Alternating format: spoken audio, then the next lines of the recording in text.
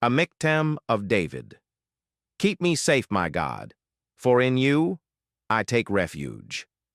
I say to the Lord, you are my Lord. Apart from you I have no good thing.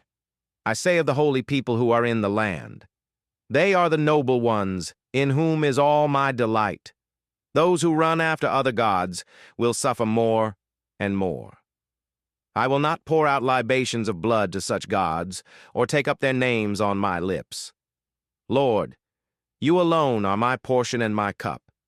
You make my lot secure.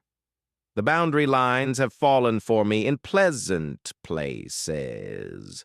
Surely I have a delightful inheritance. I will praise the Lord, who counsels me. Even at night my heart instructs me. I keep my eyes always on the Lord. With him at my right hand I will not be shaken.